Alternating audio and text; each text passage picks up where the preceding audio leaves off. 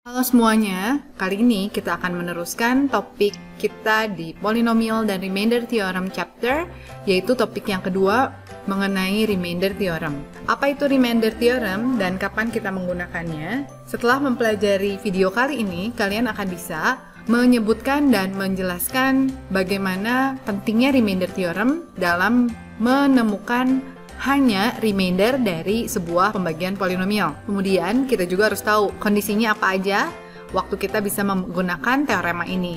Dan kalau nggak bisa, apakah kita harus menggunakan cara lainnya. Nah, dari pertemuan sebelumnya kita sudah belajar bahwa pembagian dengan menggunakan pembagian panjang untuk mendapatkan hasil bagi dan sisa itu cukup panjang.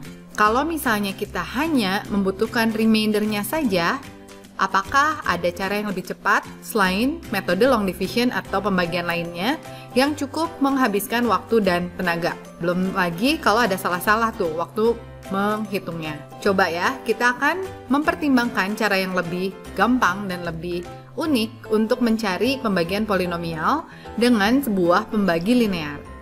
Digarisbawahi di sini pembagi linear dulu ya. Jadi untuk pertemuan sebelumnya, kita sudah membahas soal ini. Kalau 2x pangkat 4 dikurangi 3x pangkat 3 ditambah x kuadrat tambah 1 dibagi oleh x kuadrat min 2 yang adalah sebuah pembagi linear, maka kita akan mendapatkan hasil bahwa dengan dividen yang ini dan dengan pembaginya x min 2, kita akan mendapatkan quotient yang merupakan persamaan pangkat 3 dan remainder yang adalah konstanta yaitu 13. Jadi, kalau kita lihat misalkan fx, qx, dan pembaginya, kita bisa sederhanakan menjadi fx itu sama dengan x kurang 2 dikali qx ditambah 13. Nah, coba ya, kalau di sini saya substitusi x-nya sama dengan 2, ternyata f2 itu adalah 0. Nah, lihat di sini, 2 kurang 2 itu adalah 0. 0 dikali q2, mau angkanya berapapun, hasilnya tetap 0. Jadi, yang saya akan dapatkan adalah 0 ditambah 13, sehingga F2 itu 13. Kalian lihat nggak? 13 itu sebenarnya sisa dari pembagian yang sudah kita dapatkan dari perhitungan sebelumnya. Jadi, ilustrasi tersebut menggambarkan sebuah remainder theorem yang menyebutkan bahwa kalau sebuah polinomial fx dibagi oleh pembagi linear x min a, maka remaindernya itu adalah fa. Kamu tinggal substitusi fungsinya dengan nilai dari pembuat 0, pembaginya yaitu x min a. Nah, kita lihat pembuktiannya. Secara umum, kalau qx adalah quotient dan r adalah sebuah remainder yang konstanta, maka dengan menggunakan identitas, dividen yang adalah fx itu akan sama dengan x min a pembagi qx yang adalah quotient dan ditambah remainder. Kalau kita mensubstitusi x-nya sama dengan a, maka pembaginya ini akan selalu menjadi sama dengan 0 dan 0 dikali qx adalah 0. Sehingga kita mendapatkan fa adalah r. Jadi yang tadi remainder theorem dapat disederhanakan sebagai seperti ini. Fa sama dengan r. A itu adalah pembuat 0 dari pembagi. Fa adalah nilai fungsi untuk x sama dengan a, dan itulah remaindernya ternyata. Hampir sama kalau pembaginya adalah ax min b. Kita akan mendapatkan untuk fx sama dengan ax min b dikali qx ditambah r. Kita tinggal substitusi pembuat 0 dari ax min b, yaitu apa? b per a ya. Nah, jadi waktu disubstitusi b per a, kita akan mendapatkan 0 dikali qx ditambah r, sehingga fb per a sama dengan r. Ini sebenarnya sama aja, yaitu b per a adalah pembuat 0 dari pembaginya. Dan kita langsung mendapatkan sisanya ketika kita masukkan b per a ke fungsi yang kita miliki. Kita lihat contoh 1. Untuk menentukan sisa dari pembagian 4x pangkat 3 min 5x tambah 1 yang dibagi dengan x tambah 3, berarti di sini karena dimintanya remaindernya saja, kita bisa langsung dapatkan dengan cara mensubstitusi fungsinya sebagai berikut. Fungsinya adalah 4x pangkat 3 min 5x tambah 1, pembaginya adalah x tambah 3.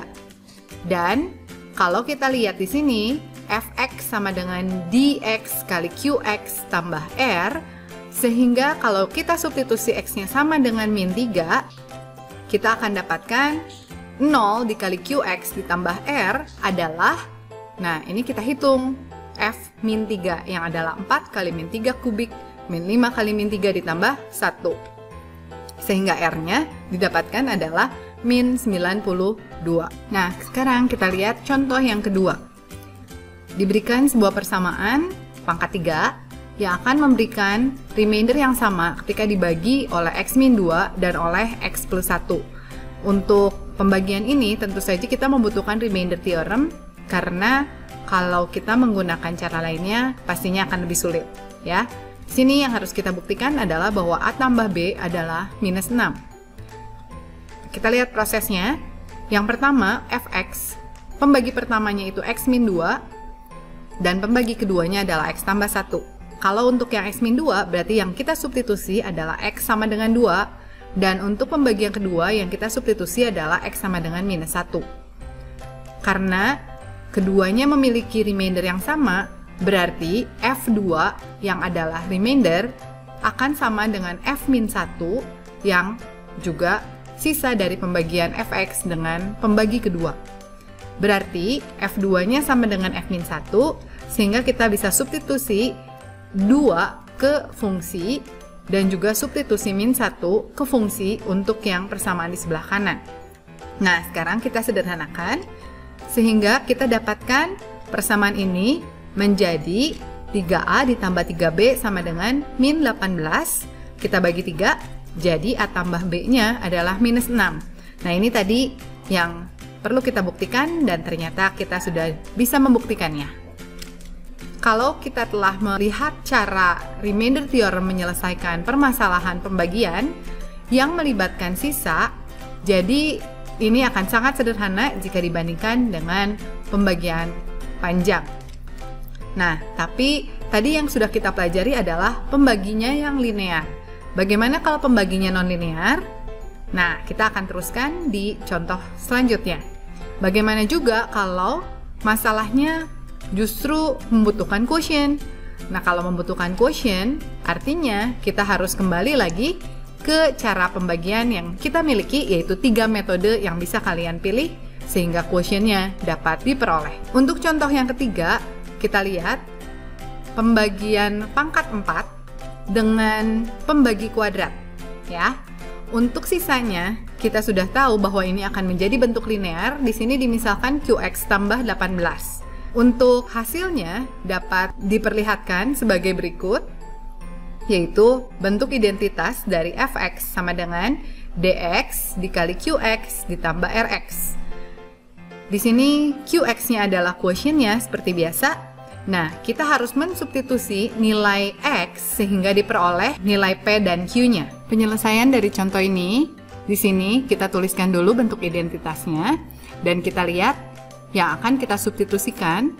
Yang pertama untuk x plus 1, kita substitusi x-nya sama dengan min 1. Kemudian untuk x min 2, kita substitusi x-nya sama dengan 2. Jadi, nantinya kita akan miliki dua persamaan dengan dua variabel yang akan dicari, yaitu P dan Q. Nanti kita akan selesaikan dengan cara metode substitusi ataupun eliminasi. Untuk yang pertama, kita hitung F-1. F-1 adalah min Q ditambah 18. Untuk bagian yang ini, X tambah 1 kali X min 2 dikali QX akan sama dengan 0. Kemudian, kalau kita sederhanakan, kita dapatkan F min 1-nya. Di sebelah kiri 2 min P ditambah 5 ditambah 7. Di sebelah kanan min Q tambah 18, sehingga bisa disederhanakan menjadi min P ditambah Q sama dengan 4. Ini kita simpan untuk nanti kita substitusi, P-nya adalah Q min 4. Untuk substitusi yang kedua, kita akan mensubstitusi X-nya sama dengan 2. Di sebelah kiri nilai fungsinya, kita substitusi X-nya 2 semua. Di sebelah kanan, bagian ini adalah 0, bagian yang ini akan menjadi 2Q ditambah 18. Kita sederhanakan, sehingga kita dapatkan 8P min 2Q sama dengan min 41. kita substitusi tadi P-nya adalah Q min 4, sehingga didapatkan hasil akhir Q-nya adalah min 1,5 dan P-nya adalah min 5,5. Nah, jadi kita sudah mendapatkan variabel yang kita butuhkan dari substitusi kedua nilai X pembagi yang kita miliki. Nah, sampai di situ dulu, kita akan simpulkan bahwa dengan teorema remainder ini, yang pertama, dengan teorema ini kita dapat menggunakannya untuk memperoleh sisa dari pembagian atau hubungan antara persamaan yang koefisiennya belum diketahui dengan remainder yang sudah didapatkan.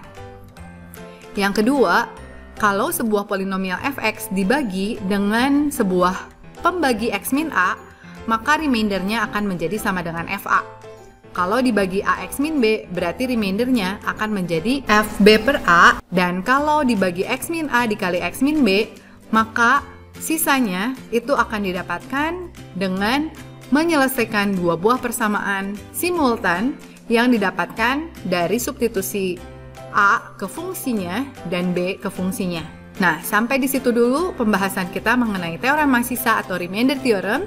Kita akan lanjutkan lagi di pertemuan kelas berikutnya untuk membahas soal-soal yang berhubungan dengan remainder theorem. Sehat selalu dan God bless you all.